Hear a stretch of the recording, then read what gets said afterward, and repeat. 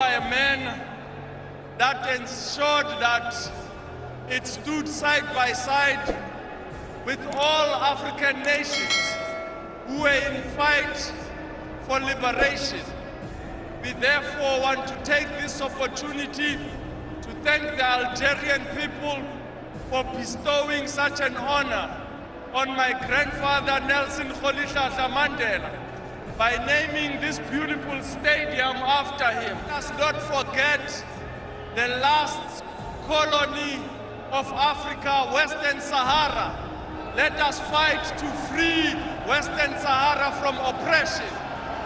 Let us also remember that Madiba said our freedom is incomplete without the freedom of Palestine. Therefore, we stand together to fight for the liberation of Palestine. Free, free Palestine! Free, free Palestine! From the river to the sea! Free, free Palestine! I thank you.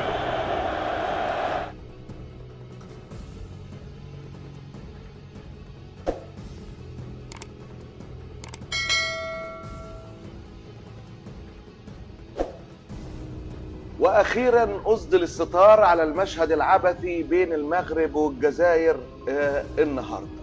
للاسف الشديد المغرب لن تشارك في كاس افريقيا للمحليين المقامه في الجزائر.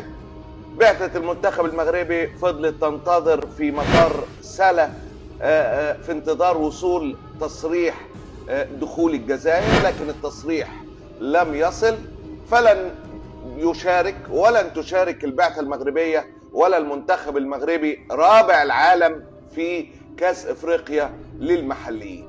العبث على كل المستويات. طبعا العبث في الاساس من عسكر الجزائر، وهذا الاداء المهترئ وهذا الاداء غير المقبول على الاطلاق بين الاشقاء. لا، مش مسموح للطيار المغربي يجي بطريقة مباشرة، لا ده ما ينفعش.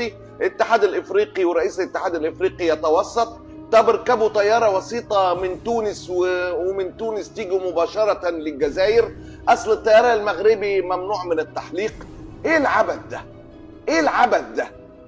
حقيقة عسكر الجزائر شيء غريب وعجيب، والله لا يختلف كثيرا اطلاقا عن عسكر مصر.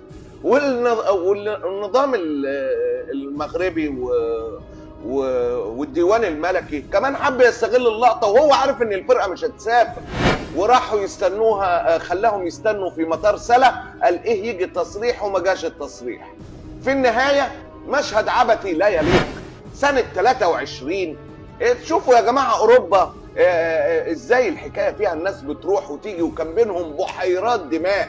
ده احنا اللي بينا واللي جمعنا كتير جدا جدا جدا. ايه العبث ده وايه اشغال الناس؟ الجزائر بتعمل اللقطة والمغرب بتعمل اللقطة، والثمن هي الشعوب والعلاقات بين الشعوب. المشهد بقى كمان العجيب جدا هو تعليق الزميل العزيز حفيظ دراجي، اللي كان مؤيد للحراك الجزائري واللي كان عارف وما زال بكل تأكيد قد ايه يعبث العسكر في الجزائر بالجزائر. انه كتب بوست جاب كل الحق على المغرب ولا كلمة على عسكر الجزائر. قال ايه؟ ليه الاشقاء ضيعوا على نفسهم فرصة وما ركبوش الطيارة الوسيطة وعملوا ايه؟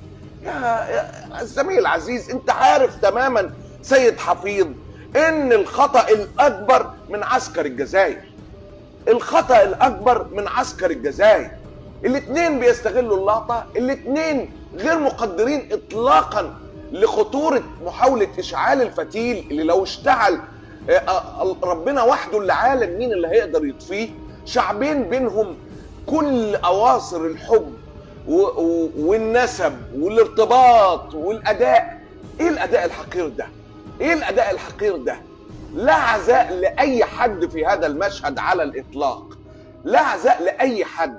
لا عزاء للجزائريين وعسكر الجزائر اللي حطوا العقدة في المنشار، ولا عزاء للحكم الملكي في المغربي اللي حب يستغل المنتخب وركنه في سلا عشان يعمل بيه اللقطة على الجزائر. طب يا سيدي شكرا للجزائر، نفذت كلامها على المغاربه وشكرا للمغاربه عملوا اللقطه انه الجزائر ما سفرهمش، وتدور روح الامه ما بين العاب صبيانيه وواخدينهم في حارات وسكك لا قبل لهم بها. واحنا لا تستحق الشعوب العربيه ولا يستحق الشعب المغربي والجزائري هذا الاداء